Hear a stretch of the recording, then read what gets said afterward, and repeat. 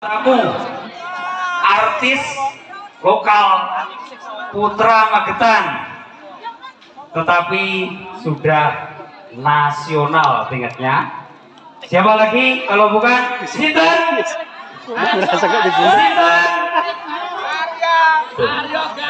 Iya, ini panjenengan sudah ditunggu. Bayuh sakmenten kuatai penonton ini. Ya, terus kru Dono Kliwon boten menyebarkan berita hoax. Ini betul-betul panjenenganipun Mas Arya Galih rawuh saat menika. Nggih. Monggo. Nggih, Mas sanesipun aturaken assalamualaikum warahmatullahi wabarakatuh. Bon, kula tak mriki mawon.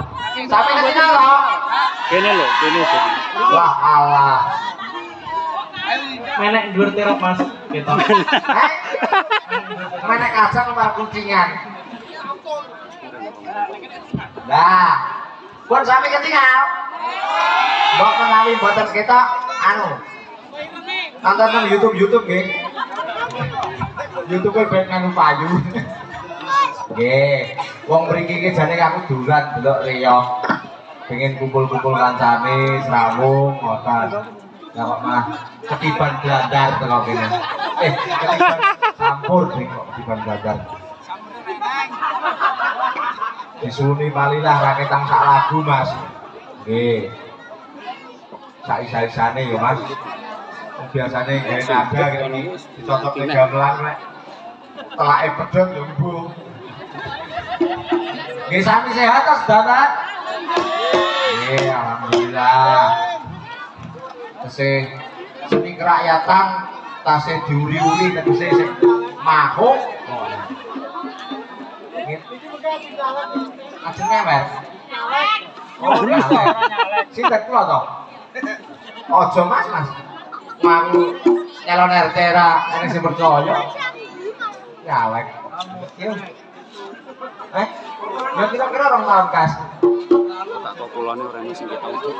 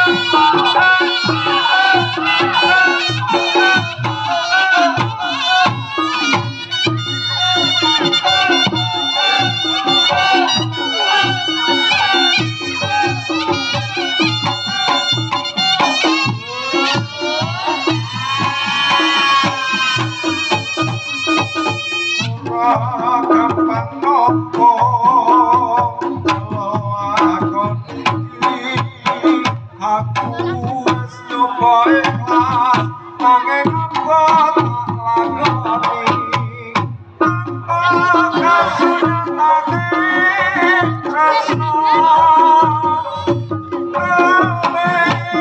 sulake wong liya ngepuran anakku yen ninggalke sliramu nanging atiku wis dudu tuaku Gusti tansah krungu apa pagunanmu umarane engkale tugatiku durung limo kowe nyampe wong liya apa iki kasunyatan sing tak tampa pembasane nyapa sakalono ati nanging dudu aku sing duweni wis cukup laleno timbang atiku lara merga rasa tresno ra iso dipaksa atiku percaya yen kowe mesti bisa ngelakake aku sumanding wong liya aku lan kowe kapisahake tresno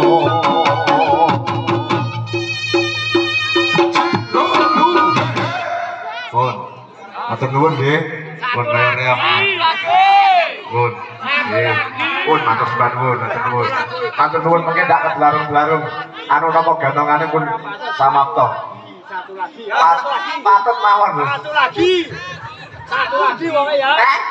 Sapu laras kene pedhot, Mas. Tenanan, sumpah. Satu lagi. Pun nggih, Bu nggih. Satu lagi. Piye, Mak? Iya. Pancen iya. Gimana nak ngeterne? Nek ra ngeterne anak lanang ki yo. Ya iki soalnya ya atiku rada kesiksa tenan. Kowe ngerti dhewe ning TikTok lagi viral lho, Pak. Mas Arya ngulon gawa belingan ngono barange. Nanti Bot-bote wis ngopeni berang-berang tahun tiga rabi lho, Mas. usume lagi. Waduh, enak streaming. Anu, mungkin ampun dikira potongi ning TikTok ya. Wedi ya kenangan bojone lek iki. Ini langsung live kok. Mboten napa-napa sing nonton paling pira. Nek dipotong niku sing bahaya. Soalnya bisa diulang berputar-putar. Berulang-ulang kali. Iya, Mak. Cocok nek kahanan karo ati. Iki mau ki aku asline sik to, Pak. Aku tak omong-omong bela ambekane penggis-penggis kok.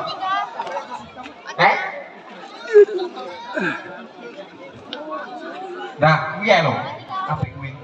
Sancap cacat netramu. Ati kesiksa kok. Ya, wis. Cocok nek kahanan karo atine sing kesiksa. Ayo nek. Jiro lu yo ya yo, ganongane selak ngenteni. Yo.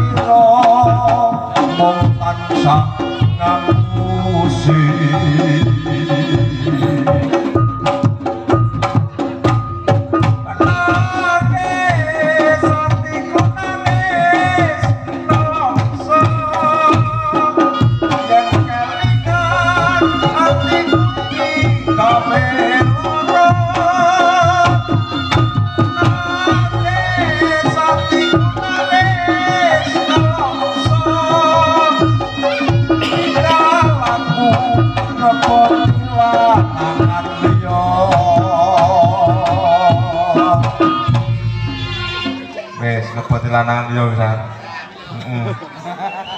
Lilo aku kudu lilo. Lilo kowe dirambut wong liya.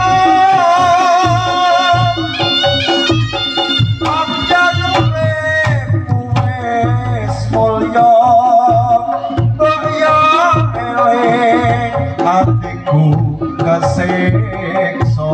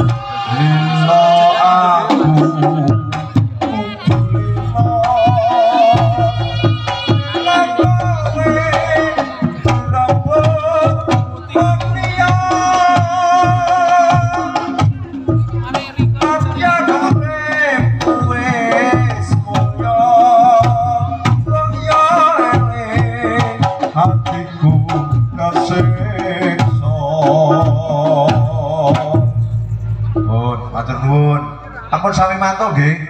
Nunggoni sampai bar. Sakne mengke sing tampil guri-guri ya. Pun matur nuwun. Oh, Mas Arya disundi, Bro.